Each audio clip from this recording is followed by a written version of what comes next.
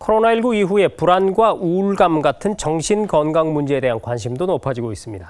우리나라 성인 4명 중에 1명은 평생 한 번 이상 정신건강 문제를 경험할 정도로 보편적인 현상이 됐지만 여전히 사회적인 편견과 문턱이 높은 상황입니다. 한편 최근 정신병원과 요양병원 시설을 비롯한 폐쇄병동에서 돌파 감염으로 인한 확진자가 늘어나면서 다소 우려스러운 상황이 이어지고 있는데요. 정신건강 문제뿐 아니라 병원 내 감염을 막기 위한 종합적인 대책 마련도 필요해 보입니다. 중부권의 정신건강 문제를 책임지는 거점 공공정신의료기관인 국립공주병원은 코로나19에 대응하면서 정신건강 고위험군에 대한 체계적인 심리 지원을 계속해왔습니다. 이와 함께 충청권 유일의 아동 청소년 정신건강센터도 운영하고 있습니다. 이런 성과를 바탕으로 올해 책임운영기관 평가에서 우수기관으로 선정돼서 더욱 주목을 받고 있는 국립공주병원의 이종국 원장을 만나보겠습니다.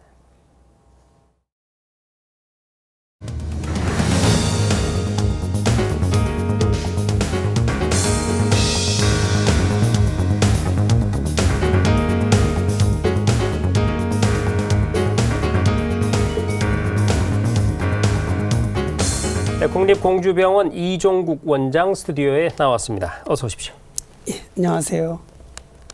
자, 먼저 이 국립공주병원 어떤 기관인지 궁금하고요. 책임운영기관으로 정해진 이후에는 또 어떻게 운영되고 있는지 소개를 간단히 해주시죠.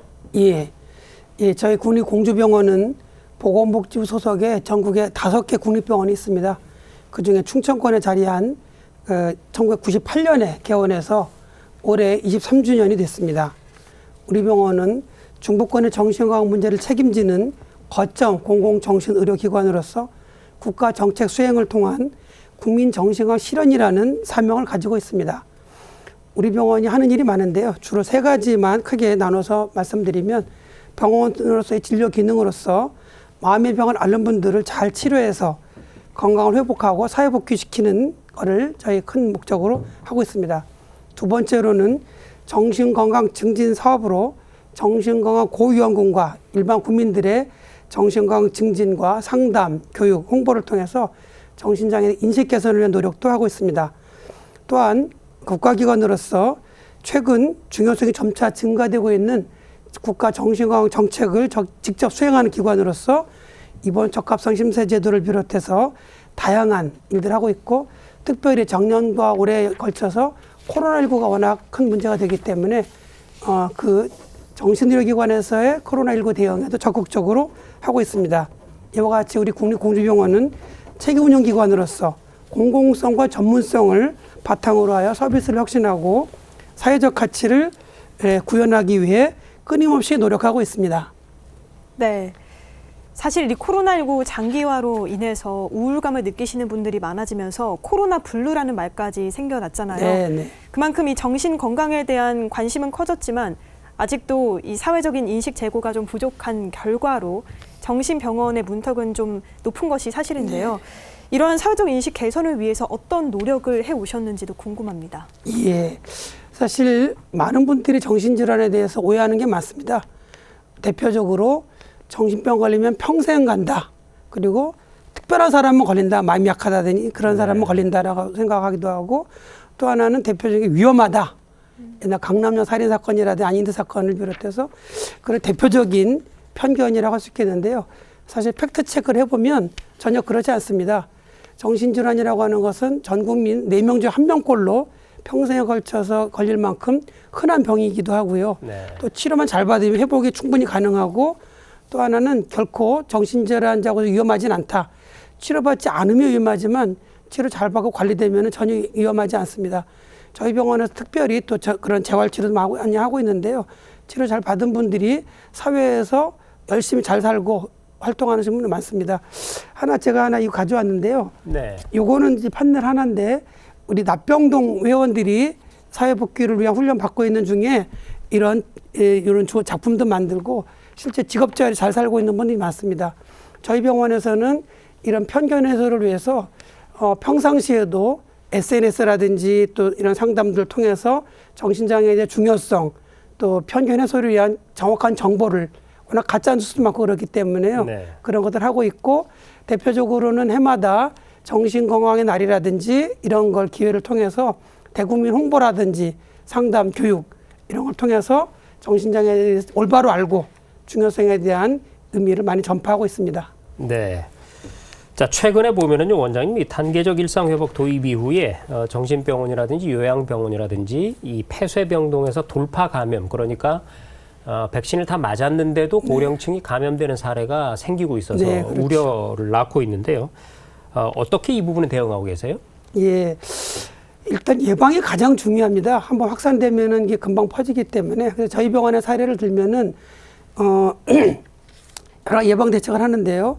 일단 직원들의 경우는 뭐 흔히도 하고 있지만 저희는 인간 다른 시설보다 더 철저하게 매주 1회 코로나 검사를 루틴으로 하고 있습니다. 저도 오늘 아침에도 하고 왔는데요. 원장님 비롯해서 모든 직원이 일주일에 한 번씩 검사하고 또 조금만 이상했으면은 바로 일을 쉬게 하고 검사하고 이렇게 철저하게 해서 철통같이 방어하고 있고 또 하나는 백신 접종이 무엇보다 중요하기 때문에 거의 모든 직원이 다 2차까지 완료했고 부스터 백신까지 지금 한창 진행하고 있습니다. 또 입원하시는 분들도 외부로부터 또 유입되는 걸 막기 위해서 안에서도 병동 안에 생활하는 동안에도 마스크를 전 직원과 환자들이 착용하기도 하고 손 씻기 이런 대책을 출제하고 있고 또 새로 입원하시는 분도 안 받을 수 없기 때문에 새로 입원하시는 분들의 경우는 혹시라도 감염을 가지고 들어올 수 있는 가능성을 차단하기 위해서 오자마자 PCR 검사를 체크하고 한 3박 4일에서 일주일 정도 따로 별도 분리된 병동에서 1인실에 쓰게 하면서 다시 재검사해가지고 음성 나오면 일반 병원으로 전동하고 이렇게 해서 원천적으로 들어오는 걸 차단하고 있습니다. 아울러서 저희 병원만 잘해서 되는 것이 아니어서 지역사회 내에서 또 요즘에 정신병원 내 감염들이 워낙 많기 때문에 네. 그쪽에서 확진된 분들, 밀접촉조차 이런 분들 중에 좀 분산이 필요한 분들은 국립병원이 또 환자들을 받아가지고 일정 기간 동안 격리 유지하고 안정되면 또 보내고 하는 그런 지역사회하고 또 중수본이랑 같이 해서 공동 대응을 하고 있습니다. 네. 네. 얼마 전에 또 충청권 트라우마 센터를 개소해서 운영을 하고 계신데요. 확진자와 자가격리자뿐만 아니라 대형 재난사고 피해자들에 대한 심리 상담을 진행한다고 들었습니다. 네. 어떻게 운영이 되고 있는 건가요? 예, 사실 코로나 대응뿐만 아니라 평상시에 재난이라든지 이런 트라우마가 워낙 많은 상황이기 때문에 6월 30일 날 충청권 트라우마 센터를 개소하긴 했지 그 전부터도 대응을 많이 왔었고요. 6월부터 트라우마 센터 개소하는 걸 통해서 거기에 정신건강 전문의 또 그 전문 요원들이 구성돼 가지고 또 마음 건강 버스도 운영을 하면서 그런 시스템을 갖추고 필요한 것들은 저희가 현장 출동도 하고 있는데요. 대표적으로 코로나 관련된 것뿐만 아니라 관련된 당사자와 또 코로나 대응하는 인력들, 보건소 직원이라든지 정신복지센터라든지 의료기관의 종사자들도 역시 어려움이 많기 때문에 그분들을 또 저희가 적극 지원하고 심리 지원도 하고 평가도 하고 검사도 하고 어려움이 있으면 정신의료기관으로 연계해서 치료도 하게 하는 그런 일을 하고 있습니다. 또 하나는 저희 힘만으로 안 되기 때문에 현장에 대응할 수 있는 전문 인력들을 저희가 교육하고 훈련하고 그분들이 지치지 않고 잘할 수 있도록 심리 방역이라든지 또 소진 예방 프로그램들 통해서 지원을 하고 있습니다.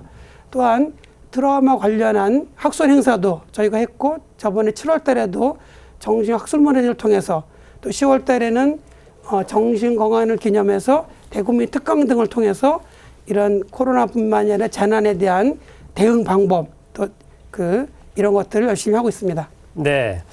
자, 시간이 얼마 남지가 않아서 제가 좀 묶어서 질문을 드릴게요. 올해 책임운영기관 종합평가에서 우수기관으로 선정이 되셨죠. 네, 네. 물론 열심히 하시고 잘하셨기 때문에 된 거겠지만 우수기관으로 선정된 비결이 궁금하고요. 그리고 이게 작년에 했던 일을 평가를 받은 거 아니겠습니까? 작년에 했던 일 중에서 어떤 것들이 높은 평가를 받았는지 그것도 사례를 좀 소개를 해 주실까요? 예. 작년에 이제 제가 원장이 됐거든요. 작년에 원장이 바뀌게 되고 또 리더십 바뀌게 되는 와중에 코로나19 어려운 상황이었는데 오히려 위기를 기회로 해서 오히려 그런 변화를 혁신의 기회로 삼아서 저희 직원들이 어려운 상황에 똘똘 뭉치고 일치 단결해서 한 방향으로 원장을 중심으로 모든 직원들이 한 방향으로 해보자라는 마음을 일치단결했던 것들이 가장 큰 원동력이 아닐까 그런 생각이 듭니다. 그래서 기존에 잘해왔었지만 이런 대응력을 기르기 위해서 교육 훈련과 소통 또 외부 기관과 협력 이런 것을 통해서 조직을 더 단단하게 하고 국가 정책에 또 발맞춰서 또 하나는 작년에 그 구성한 소비자와 전문가들 중심으로 하는 그 운영자문위원회도 구성을 해서 내부와 외부 역량을 직결해서 대응했던 것들이 큰 효과가 있지 않았나 그런 생각이 듭니다.